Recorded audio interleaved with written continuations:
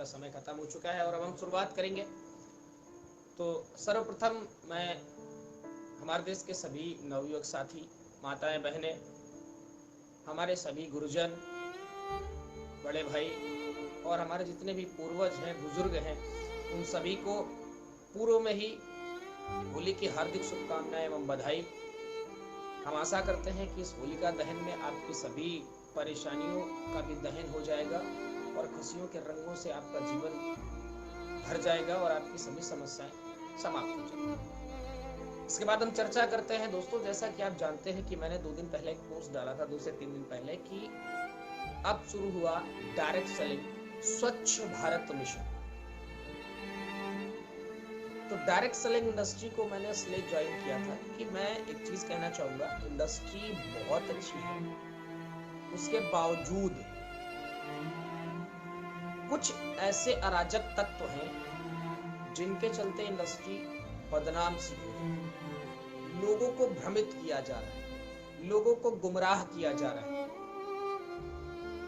आखिरकार लोग इस इंडस्ट्री में, डायरेक्ट सेलिंग इंडस्ट्री, और जो लोग डायरेक्ट सेलिंग न समझ पा रहे हैं उस भाषा में मैं बता दूं जिसे आप जानते हैं, नेटवर्क मार्केटिंग इंडस्ट्री में जब लोग आते हैं तो उनके बहुत सारे सपने होते हैं, बहुत सारी आशाएं होती हैं, लेकिन उन आशाओं का फायदा उठाकर, उन सपनों का फायदा उठाकर कुछ लोग अफवाह फैला रहे हैं, लोगों को भ्रमित कर रहे हैं। मैंने आज तक कभी भी किसी कंपनी को बुरा नहीं कहा, कंपनी के प्रोडक्ट्स को बुरा नहीं कहा, किसी कंपनी के प्लान को बुरा नहीं कहा, किसी को गलत नहीं कहा। लेकिन पिछले कुछ दिनों से मैंने एक कंपनी के बारे में बोलना शुरू किया और जिसके बाद रिजल्ट ये आया कि उस कंपनी के बहुत सारे ऐसे लोग जो सिर्फ अपनी जेब से मतलब रखते हैं, उन्हें दुनिया से मतलब नहीं होता, उनको मिर्ची लगना प्रारंभ हो गई। और मैं उस कंपनी का नाम आपको बता दूं जिसके खिलाफत मैं खुल के कर रहा हूं, जिसके खिलाफ मैंने बोला, जिसके लीडर्स के खिलाफ मैंने बोला। आवाज स्लो आ रही है, अब कैसी आ रही है? सही है, चलिए और बढ़ा देता हूँ। भाई अब बढ़ गई भाई। तो मैंने कहा कि नेटवर्क मार्केटिंग इंडस्ट्री में मैंने सिर्फ एक कंपनी के खिलाफ बोला, मैंने किसी के खिलाफ नहीं बोला, किसी कंपनी के प्रोडक्ट के खिलाफ नहीं बोला, किसी कंपनी के प्लान के खिलाफ नहीं बोला, किसी कंपनी के किसी लीडर के खिलाफ नहीं बोला, लेकिन एक कंपनी के खिलाफ मैंने बोला और वो कंपनी है फाइटो एटॉमी। मैंने आज पोस्ट में लिखा था कि हम यहाँ पर चर्चा करेंगे बिल्कुल अच्छी कानून के दायरे में। अब मैं कानूनी रूप से आपको समझाता हूं फाइटो एटॉमी फ्रॉड कहां कहां कर रही है और फाइटो एटॉमी का इतिहास क्या है। तो सबसे पहली चीज कि फाइटो एटॉमी के बारे में अगर हम चर्चा करें या अदर कंपनी के विषय में चर्चा करें, तो मैं एक चीज आपको बताना चाहूंगा कि नेटवर्क मार्केटिंग इंडस्ट्री में फाइटो एटॉमी का जो मैनेजमेंट है वही देश विरोधी है, वही लोगों के साथ घपला करता है। अब कैसे करता है मैं आपको बताता हूं, इतिहास से देखते हैं। फाइटो एटॉमी के सीएमडी हैं मिस्टर मितेश अग्रवाल। अब मितेश अग्रवाल ने सबसे पहले, नमस्कार अरविंद भाई साहब, मितेश अग्रवाल ने सबसे पहले आरएनसीएल कंपनी को प्रारंभ किया। आरएनसीएल में लगभग 20,000 प्लस करोड़ का घोटाला उन्होंने किया, देश के साथ गद्दारी करी, देश के लोगों को लूटा। अब लूटने के बाद सवाल यह था कि अगर आपको झटका लगा था या गलत तरीके से आपकी कंपनी बंद हुई थी, तो आप ईमानदारी से देश की जनता के समक्ष आते, उनके साथ खड़े रहते और उनको अपनी बातें बताते और मजबूरी बताते कि हाँ, हम पैसा वापस करेंगे, हम परेशान हैं, हमारे साथ ऐसी गतिविधियां हुई। लेकिन मितेश अग्रवाल ऑलरेडी चोरी की फिराक में ही पहले से ही प्लान करके आए थे।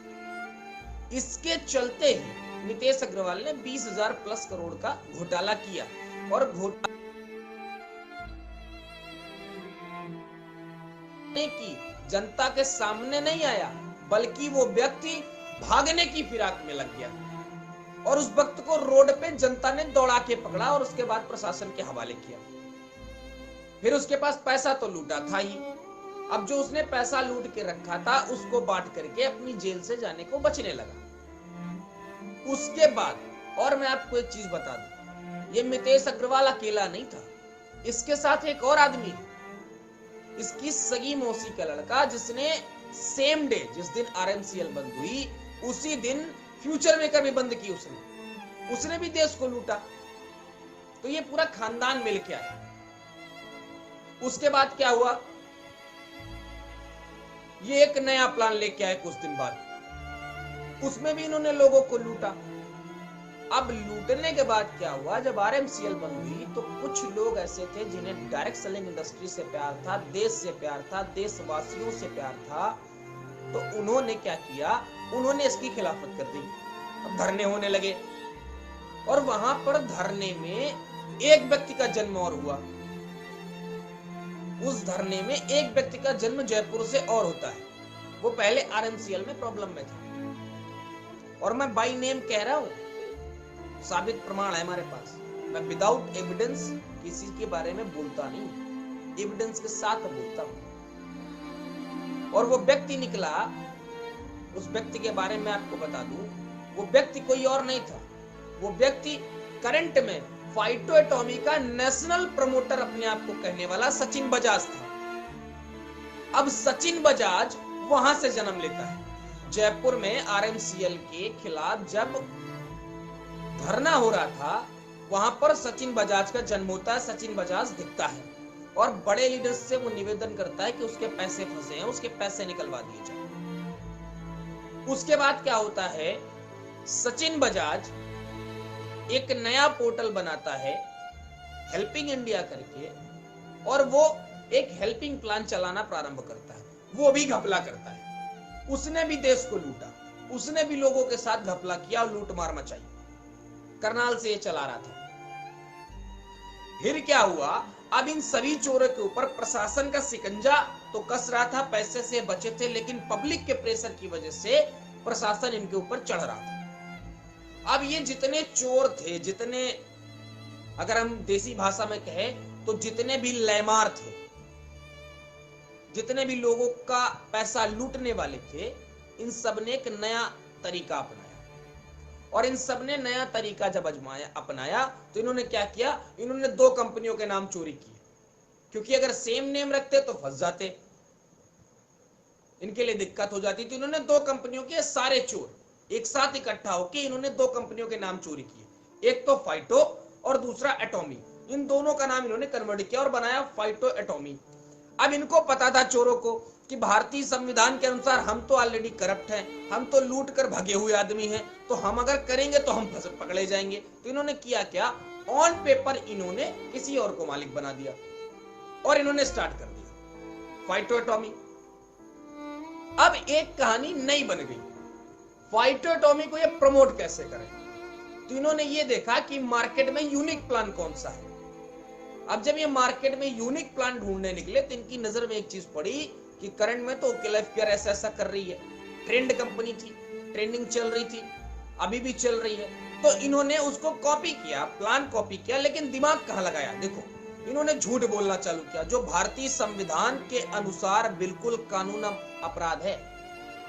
और इनकी किस्मत खराब कैसे होती है ये भी मैं आपको भी बता दूं। इन्होंने एक नई बात रखी कि हम 15,000 प्रोडक्ट के साथ नेटवर्क मार्केटिंग इंडस्ट्री के अंदर आ रहे हैं और आपको हम करोड़पति अरबपति बना देंगे, 40 रुपए में तुलसी देंगे, ये कर देंगे, फलाना कर देंगे, धरती फाड़ देंगे आसमान से तो हम सोना बरसा देंगे, तमाम बातें करी।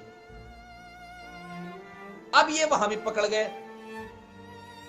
अब पकड़े कैसे गए, क्योंकि इनका प्रचार प्रसार कुछ दिन चला ही, कुछ लोगों को ही गुमराह कर पाए, लेकिन उसी बीच कानून में परिवर्तन हुए, बदलाव हुए, और उसी बीच ओटीटी प्लेटफॉर्म्स के लिए, सोशल मीडिया प्लेटफॉर्म्स के लिए कानून बन गए, गाइडलाइन थोड़ा सा स्ट्रिक्ट हो गई।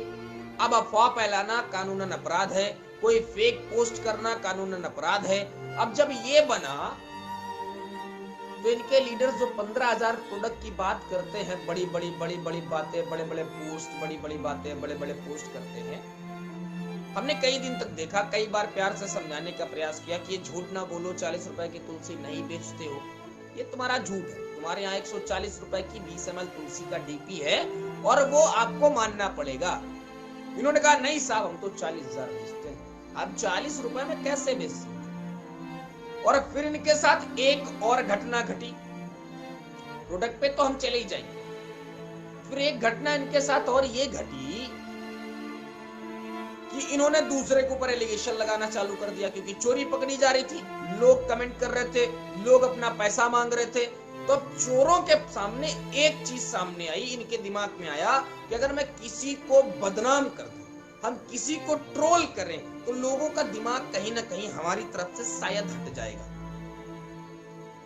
तो इन्होंने क्या किया, इन्होंने ट्रोल करना चालू किया, दूसरे कंपनीज के लीडर्स के प्रति गलत फेक वीडियोस बना बना के झूठ बोलने का काम इन्होंने प्रारंभ कर दिया। लेकिन इनकी वहां भी नहीं चली साहब। और इनके कुकर्मों का फल क्या दिखा कि महाराष्ट्र का चर्चित हिरेन मर्डर केस में आरएमसीएल का मेन मालिक अभिषेक अग्रवाल की कार पकड़ गई, इन्वॉल्वेशन आ गया, अब वो पकड़ा गया। अब जब वो बात क्लियर होने लगी तो इनके कुछ चमचे हैं, इनके कुछ चमचे, उन्होंने बोलना चालू किया साहब वो तो 2 घंटे में छोड़ दिए गए। इन गधों को ये नहीं पता, इनको इतना तो पता होना चाहिए कि अपराधी अपराधी ही होता है। और मैं आपको एक बताता हूं, जितनी चीज हम कर रहे हैं प्रमाण के साथ करें, पुख्ता सबूत रखें। अब अंडरग्राउंड है। अब एक चीज और आपको बड़ी इंटरेस्टिंग बताता हूं इस मामले में। अभिषेक अग्रवाल की गिरफ्तारी होती है। अभिषेक अग्रवाल के पिताजी कहते हैं कि 3 साल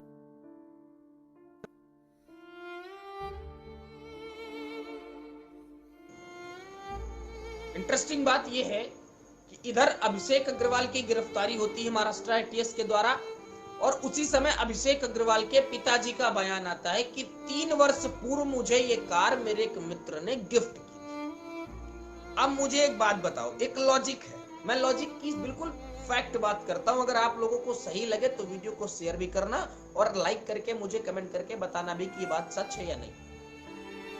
तो लॉजिक ये था कि 3 साल पहले अगर वो कार गिफ्ट में मिली थी तो वो कार आज तक अपने नाम में ट्रांसफर क्यों नहीं कराई गई? लॉजिक 2। दूसरा पॉइंट ये है कि अगर कोई भी व्यक्ति कार गिफ्ट करेगा तो नहीं करेगा, सेकेंड हैंड नहीं करेगा, तो करंट में अपनी इज्जत कैसे बचाई जाए, अपने चोरी को, अपने अपराध को कैसे छुपाया जाए, उसके लिए झूठ बोला। और वो झूठ टिका ही नहीं साहब, 24 घंटे में वो झूठ देश के सामने प्रमाण के साथ आ गया, क्योंकि उस गाड़ी के पहले 3 मालिक सामने आ गए और उन्होंने स्पष्ट कर दिया कि ये कार बेची गई। तो अब एक चीज समझो, अब इसके बाद इतना देश का करोड़ों अरबों रुपए लूटने के बाद, देशवासियों के साथ गमन करने के बाद, अब बाबा कहता क्या है ये भी समझ लो। और इतने बुद्धिमान उसके चेले, अंधभक्त चमचे, जिनको बात करने की तमीज नहीं है, जिनको यही नहीं पता है कि हम कहां क्या बोल रहे हैं, संस्कार क्या है, मर्यादा क्या है, संस्कृति क्या है। और सोशल मीडिया प्लेटफॉर्म पे महिलाएं भी हैं, पुरुष भी हैं, बच्चे भी हैं, अगर वो देखेंगे तो उन पर क्या इफेक्ट पड़ेगा, हमारी इमेज पर क्या इफेक्ट पड़ेगा, इनको उनसे कोई मतलब नहीं है। उनको मतलब सिर्फ एक चीज से है कि सामने वाले को किसी भी बहाने से झूठा साबित कर लो, इसके बाद कोई फंस जाएगा उस बात में, मेरे पास आएगा, हम लूटेंगे, अपनी जेब में पैसा आएगा, सामने वाला मरे या जिए, इनको कोई मतलब नहीं। तो मैं फैक्ट की बात करता हूं। फैक्ट ये था कि आज वो बाबा जी लाइव आए। अब लाइव में बाबा जी ने एक लाइन बोली, बहुत धांसू, बड़ी बड़ी दाढ़ी के साथ वो बाबा जी आज लाइव आए, और लाइव में देखो बात क्या बोलता है, चोर एक लाइन बनी थी कि चोरी का चोरी ऊपर से सीना चोरी, और फाइटर एटॉमिक के मैनेजमेंट पे लाइन बिल्कुल सटीक बैठती है, विद प्रूफ दे रहा हूं। सीएमडी मितेश अग्रवाल आज लाइव आए, और बाबा जी मुझे पता है आपके चमचे भी देखा करते हैं हम लोगों के वीडियो और पोस्ट। तो सीएमडी मितेश अग्रवाल आज लाइव में क्या बोलते हैं समझना। लाइव में बाबा जी बोल रहे हैं, दाढ़ी बड़े बड़े, बाल बड़े बड़े, चोटी बांध के बोले, भाई साहब इंडस्ट्री तो बहुत अच्छी है, इंडस्ट्री से मुझे बहुत प्यार है इस इंडस्ट्री में, लेकिन जब कोई गलत करता है ना, फ्रॉड करता है ना, तो हमारा खून खौल जाता है। लेकिन उस दड़ियल बाबा को एक बात समझ में नहीं आई कि ये कहने से पहले वो अपनी गिरेबान में पलट के झांके कि साला 20,000 प्लस का करोड़ का घोटाला एक जगह हम करके बैठे हैं। इसके बाद मेरे मौसी के लड़के ने घोटाला करके बैठा हुआ फ्यूचर मेकर पे। फिर इसके बाद अगले पॉइंट पे आते हैं, तो उसके बाद अगर आ जाओ तो इनका national promoter Sachin Bajaj helping India के नाम पे घोटाला करके बैठा है। तो इनको इतना भी तमीज ना आई कि हम तो घोटाले के पुलिंदे हैं, बंडल हैं हम, और सारे अपराधी तो हम एक जगह हैं, सारे घोटालेबाज, और मैं घोटालेबाजों का मालिक, उसके बाद भी मैं कह रहा हूं। तो इन्हें ये शर्म ही नहीं आई। अब बड़ी बात ये, और फाइटर एटॉमिक को तो कुछ तो इतने बुद्धिजीवी व्यक्ति हैं भाई साहब, बिलीव नहीं करेंगे आप, जिनमें से 7 के ऊपर मुकदमा किया जा चुका है। सोशल मीडिया प्लेटफॉर्म पे गलत तरीके से कोई भी चीज प्रमोट करना, कोई भी गलत पोस्ट करना, या किसी भी तरह की अफवाह फैलाना, किसी के खिलाफ अपशब्द यूज करना, किसी से अभद्रता करना, सोशल मीडिया प्लेटफॉर्म पर यह पूर्णतः प्रतिबंधित और गैर कानूनी है। इसी के चलते फाइटर एटॉमिक के ऊपर कानूनी धाराओं पर मुकदमा पंजीकृत कराया जा चुका है। और मैं आपको एक चीज बता दूं, मैंने बहुत पहले एक टीम बनाई थी अपनी, मैंने एक संस्था बनाई थी जिसका नाम था प्रयास एक कदम सेवा समिति, और उसी के चलते हमने उसी के साथ हमने जब ये चीजें देखी, ये चीजें समझी कि 15,000 प्रोडक्ट लेके आए हैं, मार्केट में ये कर रहे हैं, हम इतने ईमानदार हैं, बाकी फ्रॉड है, जब ये चीजें हमने देखी तो हमने रिसर्च किया, और वो 15,000 की बात फेक निकली। जब वो फ्रॉड निकली तो फ्रॉड फैलाना कानूनन अपराध। और हमने क्या किया, हमने वो पोस्ट जितने भी लीडर्स ने किए थे उन सब के पोस्ट लिए गए, उनकी डिटेल्स कलेक्ट की गई, उनके सारे बायोग्राफी बनाई गई, उनके सारी फाइलें कंप्लीट की गई, और आला अधिकारियों से मिलकर के उनके ऊपर मुकदमा पंजीकृत कराया गया। उसके साथ हमने सीएम साहब को भी लेटर लिखा है, हमने पीएमओ में भी लेटर लिखा है, हमने और ऊपर हमने एफडीएसए और आईडीएसए को भी लेटर भेजे हैं। बहुत सारी चीजें हम अभी कानूनन रूप से कर रहे हैं, जिन्हें नंबर आने पे हम सार्वजनिक करते रहेंगे। कि कोई भी फ्रॉड फैलाएगा हम उसे छोड़ने वाले नहीं हैं। और मैं आज आपको एक बहुत सटीक बात बताता हूं, अगर मैं सही हूं तो आप बताइए। दोस्त, ये देश हमारा है तो जिम्मेदारी भी हमारी है। चंद रुपयों के चक्कर में हम अपनी जेब भरने के लिए, अगर मैं अपने ही साथियों का, अपने ही देशवासियों का, अपने ही आसपास रहने वाले दोस्तों का, मित्रों का, भाइयों का, अपने ही आसपास अपने ही रिश्तेदारों के जेब में अगर डाका डालूं, उनके साथ फ्रॉड करूं, उनके साथ फेक करूं, उन्हें गुमराह करूं, तो ये कहां की मानवता है। ऐसे लोग अपने आप को मानव कहते हैं, मेरी भाषा में तो वो मानव नहीं, वो उस जानवर से भी बदतर है जो कीचड़ में रहता है। इशारा समझ जाइए, वो उस जानवर से बदतर है जो गंदगी में रहता है। और मैं आपको एक चीज बता दूं, डायरेक्ट सेलिंग इंडस्ट्री बिल्कुल पवित्र इंडस्ट्री है। इस पर अगर कोई फ्रॉड कर रहा है तो उसे हम छोड़ेंगे नहीं। अभी फाइटर एटॉमिक के मैनेजमेंट की कहानी बताने की जरूरत नहीं है। आज तक मैंने किसी कंपनी को बुरा कहा नहीं, लेकिन इस कंपनी को इसलिए कहा क्योंकि ये कंपनी बुरी है, फ्रॉड है, फेक कर रही है, और इसके जितने भी फाउंडरशिप में बैठे हैं ना, जो अपने आप को नवाब बताते हैं फाइटोटॉमी के, वो सब के सब चोर हैं और सब के सब फ्रॉड है। इसका प्रमाण है हमारे पास, और मैं उस विद प्रमाण में डिटेल दे सकता हूं कि मितेश अग्रवाल तो चोर, अभिषेक अग्रवाल के बारे में बताने की जरूरत नहीं है, क्योंकि चोरी तो चोरी, ऊपर से अब तो वो मर्डर केस का वांछित अपराधी है।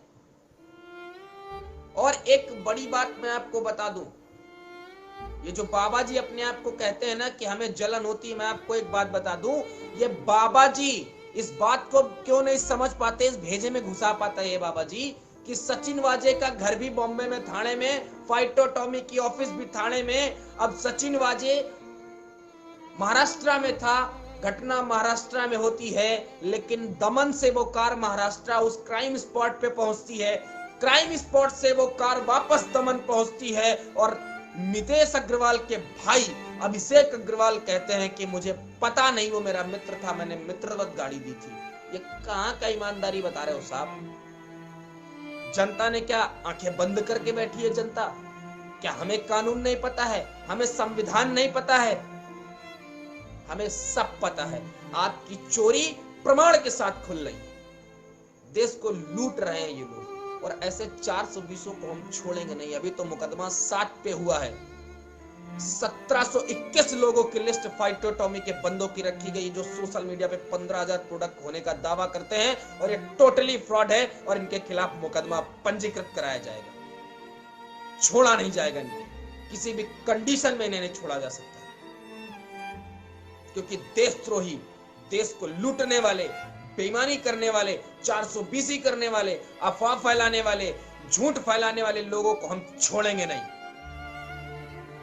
हमने पहले भी कहा था कि प्यार से समझोगे तो अच्छा है, नहीं कानून से समझाएंगे ना तो कानून के डंडे की वो मार होती है ना कि हालत खराब कर देती है। और ऐसे देशद्रोहियों को, ऐसे देश के साथ गद्दारी करने वाले, हमारे देशवासियों को लूटने वाले लोगों को हम बख्शेंगे नहीं। इनके ऊपर तो लाठियां भी चलेंगी, डंडे भी चलेंगे, और वो जितने भी लाठियां और डंडे होंगे ना वो कानून के होंगे। और मैं एक बात आपको बता देना चाहूंगा, खास करके फाइटोटॉमी करने वाले उन सभी व्यक्तियों को बताना चाहूंगा जो आज फाइटोटॉमी को अपना बहुत बड़ा इंडस्ट्रियल बता रहे हैं, फाइटोटॉमी को बहुत मजबूत बता रहे हैं, और फाइटोटॉमी के मैनेजमेंट को अपना आका बता रहे हैं। उनसे एक बात मैं जरूर कहना चाहूंगा, एक बात दिमाग में याद रखना, आप कुछ लोगों को बरगला सकते हो, कुछ लोगों को झूठ बोलकर उनके पैसे जेब से निकाल के अपनी जेबें भर सकते हो, लेकिन एक बात याद रखना दोस्त, इस दुनिया के अंदर एक डायरी ऐसी है ना जिस पे किसी भी इंसान की बचत नहीं होती, और वो होती है ऊपर वाले की डायरी। जब से आपने आंख खोली है और जब तक आपकी फाइनल आंख बंद नहीं होगी तब तक उसकी डायरी चलती रहेगी। और एक बात याद रखना, एक बात याद रखना, एक बार आपकी 1000 गलतियां माफ की जा सकती हैं, लेकिन किसी के दिल से निकली हुई आह 1% माफ नहीं की जा सकती है। आज आप जो किसी दूसरे व्यक्तियों के, अपने साथियों के, पड़ोसियों से, देशवासियों के, रिश्तेदारों के साथ जो आप कर रहे हैं, उनको गुमराह कर रहे हैं, उनको फंसा रहे हैं अपनी जेब भरने के लिए, याद रखना कल आपके बच्चों के साथ भी कोई ना कोई वो जरूर करेगा। तो इस बात का ख्याल बिल्कुल रखना। कुछ तो इतने बुद्धिजीवी आ जाते हैं जिनके बारे में कहें तो साहब बुद्धि हिल जाएगी। कल मुझे फाइटोटॉमी का एक लीडर समझा रहा है, बोला साहब हम तो बहुत एक नंबर क्वालिटी फुल प्रोडक्ट लेके आते हैं, हमसे बेटर कोई है ही नहीं है, 15,000 प्रोडक्ट है, ये कर देंगे। मैंने कहा लिस्ट भेज दे। और जैसे ही फाइटो वाले को किसी को कह दो लिस्ट भेज दे, वो खत्म। मैंने 2 दिन पहले पोस्ट किया कि अगर कोई फैक्ट्री रेट वाला मर्द हो तो 15,000 प्रोडक्ट की लिस्ट पोस्ट कर दे। भाई साहब कमेंट तो 70 कर लिए, लेकिन 15,000 प्रोडक्ट की लिस्ट कोई ना पोस्ट कर पाया। और भाई साहब एक दिन मेरी बात इस कंपनी के लीडिंग अपने आप को बहुत बड़ा मैनेजमेंट का बंदा बताने वाला सचिन बजाज से हो रही। उससे मैंने पूछा, मैंने कहा मिस्टर सचिन बजाज, आप मुझे एक बात बताओ, आप जिसके ऊपर एलिगेशन लगाते हो क्या आपके पास प्रमाण है? बोला 100% प्रमाण है मेरे पास। तो मैंने कहा आपने 2 दिन पहले बोला कि ओके लाइफ केयर में सोनम जायसवाल की इनकम 10 लाख। बोला हाँ है। मैंने कहा भेज दे। बोला सोनम जी को भेज दिया। मैंने कहा वो चूती आदमी, पहले एक बात समझ ले, हम पूछ रहे हैं, तू जनता के सामने कह रहा है कि सामने वाले की इनकम इतनी है, तो प्रमाण दे दे। और एक बात आज आपको मैं बता देता हूं, नैतिकता के आधार पे बात बता रहा हूं, और आप मुझे लाइक करके बताइएगा बात सही है गलत है, या कमेंट करिए। एक भाई साहब ने पोस्ट किया, अधिकतर वो पोस्ट करते रहते हैं, और वो जब भी पोस्ट करेगा ना बंदा एक ही बात करेगा, अपनी इनकम भेज दो, अपना पे आउट दिखा दो, उनका पे आउट दिखा दो, इनका पे आउट दिखा दो। कल मैंने उससे बड़े प्यार से कहा, मैंने कहा बड़े भाई, पहली चीज तो हमारे संस्कार और हमारी संस्कृति दोनों में एक चीज की पाबंदी दी गई है, और वो पाबंदी ये है कि किसी भी व्यक्ति की इनकम यानी पर्स, आय, और किसी भी व्यक्ति का पर्सनल डायरी यानी उसका कॉन्टेक्ट लिस्ट, उसका मोबाइल, ये नहीं चेक किया जा सकता। ये मेरी संस्कृति और हमारे संस्कारों के खिलाफ है।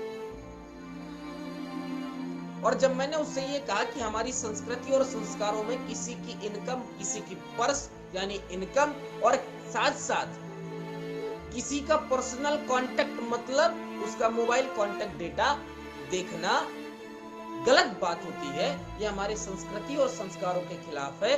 तो मैं ना किसी से उसकी इनकम पूछता हूं, ना उससे किसी का मैं किसी के पे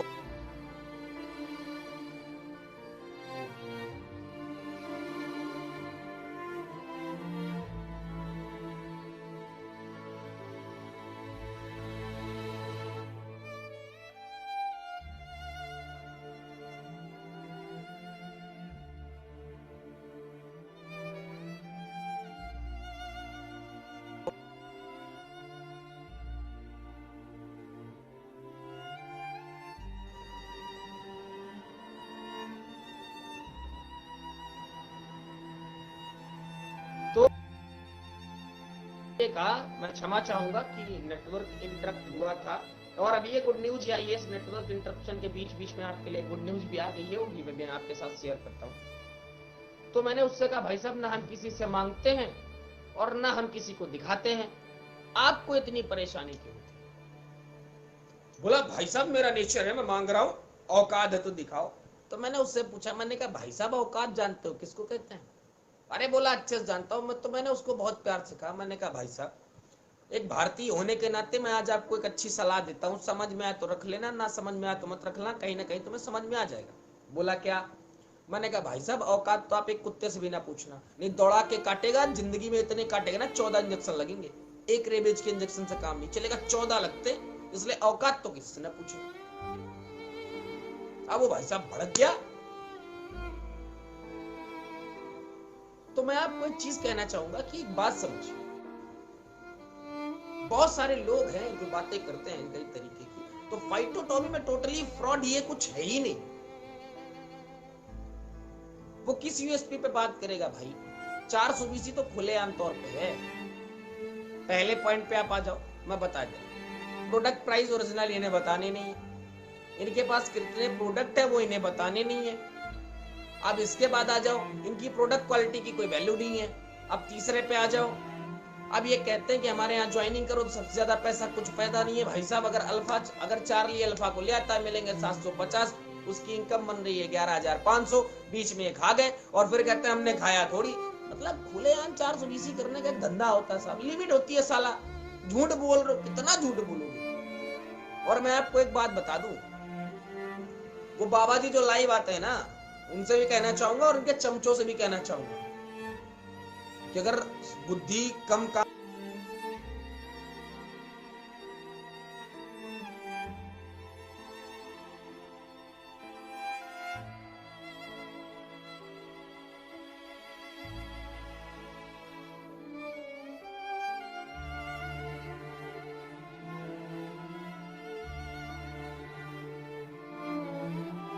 कि कर्म प्रधान विश्व रचि राखा, जो जसि करहि सो तसि फल चाखा। तो कर्म हमेशा प्रधान होते हैं, इसलिए कर्म करने से पहले 20 बार सोचो कि आप किसी के साथ गलत ना कर रहे हो, किसी का अनहित ना कर रहे हो, किसी के साथ धोखेबाजी ना करो, किसी के साथ गुमराह करने का प्रयास किसी को ना करो, किसी के साथ झूठे वादे मत करो, किसी को बरगलाओ नहीं, अन्यथा भाई साहब ऊपर वाले की लाठी में आवाज नहीं होती, कमर तोड़ देगी। तो मैं उन सभी बाबा, उस बाबा को, उस बाबा के मर जाओ, 7 के ऊपर हो चुका है और 700 प्लस की लिस्ट बन चुकी है। ना हम छोड़ेंगे ना कानून छोड़ेगा। और मैं आपको एक इंटरेस्टिंग बात बताता हूं, सुनिए।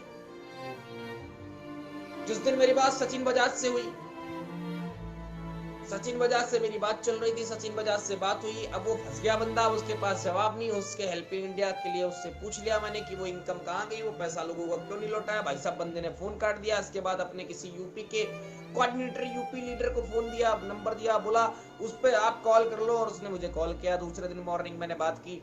अब वो मुझे समझा रहा है कि सर आपको पता है आप कानूनन बात कर रहे हैं मुझसे या इलीगल। मैंने लीगली कर रहा हूँ, प्रॉब्लम बता दे भाई। तो बोला मेरे फादर वकील है। मैंने अच्छी बात, मैंने बहुत अच्छी बात, पापा वकील है। तो मैंने कहा भाई एक काम कर लियो, पापा को फोन करके जरा ये पूछ लेना जुडिशियल काउंसिल का अध्यक्ष कौन है। बोले क्यों? मैंने पूछ लियो, पता चल जाएगा। बोला मुझे पता नहीं है, मैं क्यों पूछूंगा। तो मैंने कहा तू मुझे ये को समझा रहा है कि मेरे पापा वकील है। मैंने कहा मेरे घर में बेटा वकील भी है और मैं खुद वकालत का स्टूडेंट हूं। तू मुझे समझा रहा है कानून।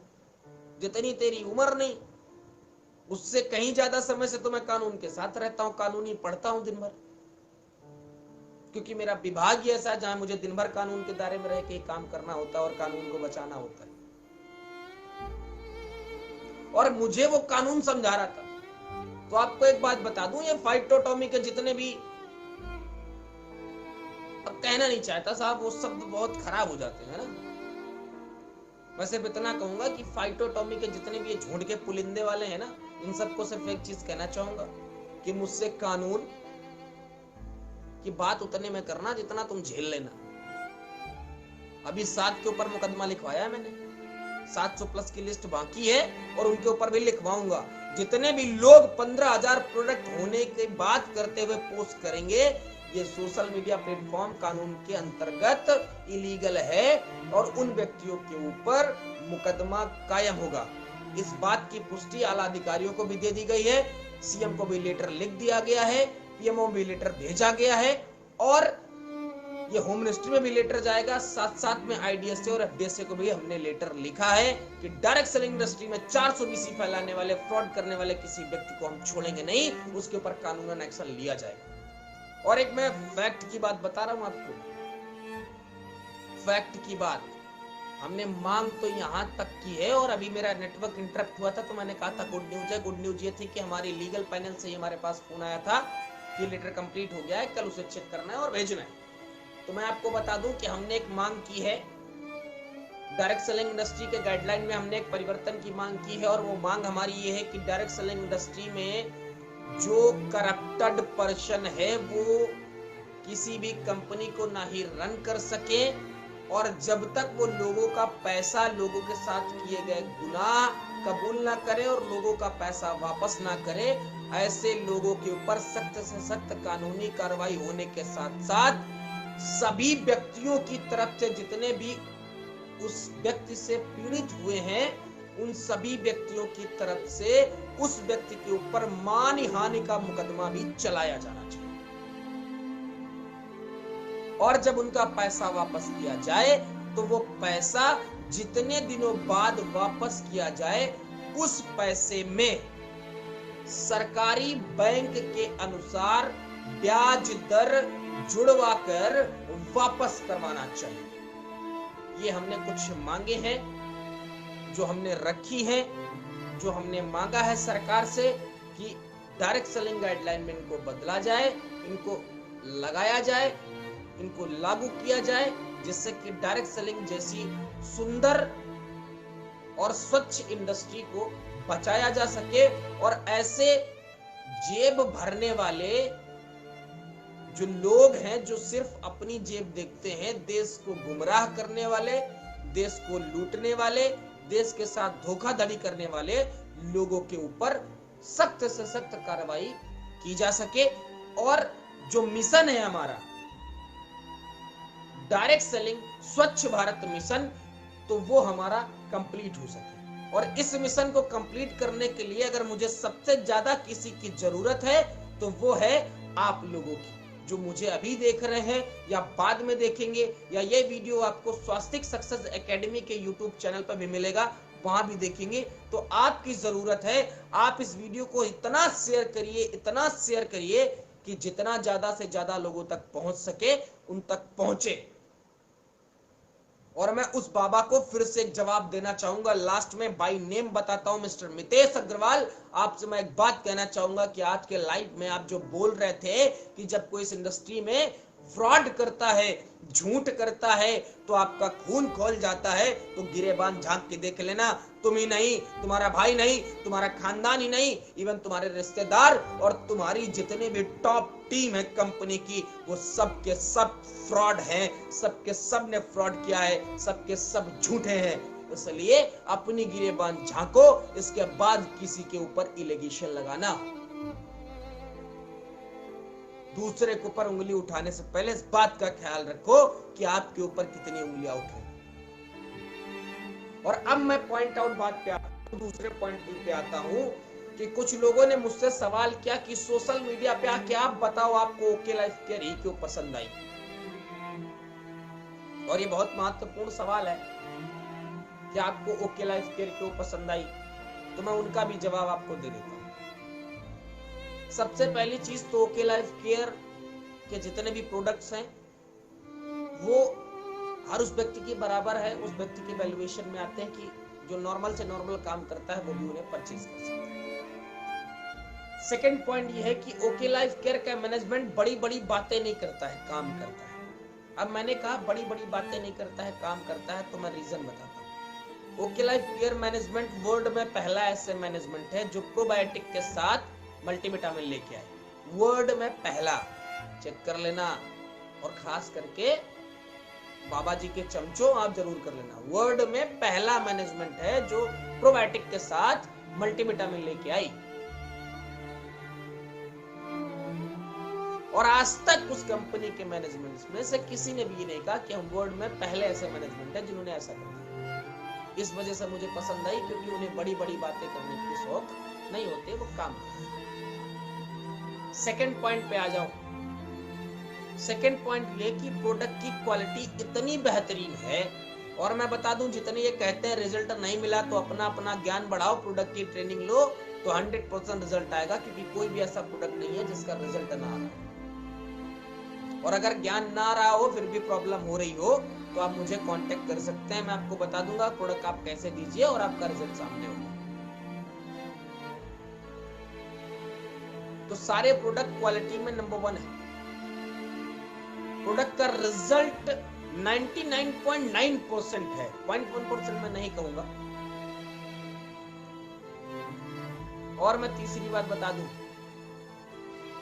इनकम के बारे में कुछ लोग कैलकुलेशन में आजकल पोस्ट कर रहे हैं, सोशल मीडिया पे भी डाल रहे हैं, यूट्यूब पे भी डाल रहे हैं, बड़ी बड़ी बातें कर रहे हैं। तो मैं आपको एक बात बता दूं भाई साहब, ओके लाइफ केयर का कैलकुलेशन जिस दिन सही से कर लोगे ना, तो अभी तक जितने मैनेजमेंट चल रहे हैं ना, जो कह रहे हैं एक प्रोडक्ट से ज्वाइन कर लो, कुछ कह रहे हैं सस्ते से कर लो, कुछ कह रहे हैं इतने से हो जाएगा, कुछ कह रहे हैं उतने से कर लो, उन सबसे बेस्ट कैलकुलेशन के बाद सबसे बेस्ट मैनेजमेंट मिलेगा, सबसे ज्यादा पे आउट देने वाला मैनेजमेंट मिलेगा, पता है।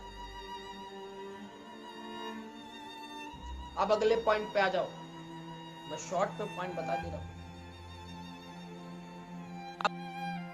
जा रहे हैं और बातें करते हैं, तो मैं आज आपको कुछ बहुत फैक्ट वाली चीजें बता रहा हूं। डायरेक्ट सेलिंग इंडस्ट्री में बहुत फैक्ट वाली चीज बता रहा हूं।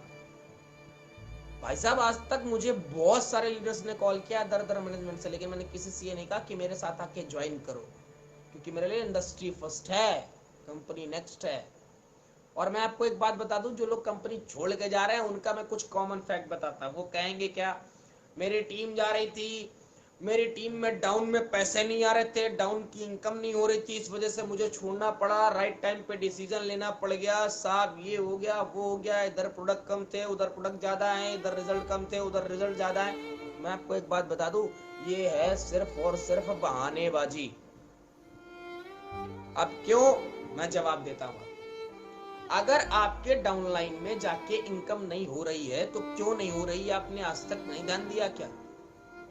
आपने शुरू से ध्यान दिया होता तो आपकी इनकम कभी नहीं रुकती और आपके डाउनलाइन में इनकम किसी की नहीं रुकती। नंबर 2, अगर आपकी टीम टूट के जा रही है, वो किसी भी मैनेजमेंट की हो, अगर वो टीम टूट के जा रही है, किसी टीम से कोई लीडर टूट रहा है, तो उसके सिर्फ 2 रीजन होते हैं। नंबर 1 कि वो लीडर इस इंडस्ट्री लायक नहीं है या वो समझना नहीं चाहता, और उससे पहले भी एक रीजन, और वो रीजन ये है कि आपके और आपके लीडर के बीच का जो संबंध है, आपके और आपके लीडर के बीच का जो संबंध है, जो तालमेल है, वो रिलेशनशिप का नहीं बल्कि सिर्फ प्रोफेशनशिप का है।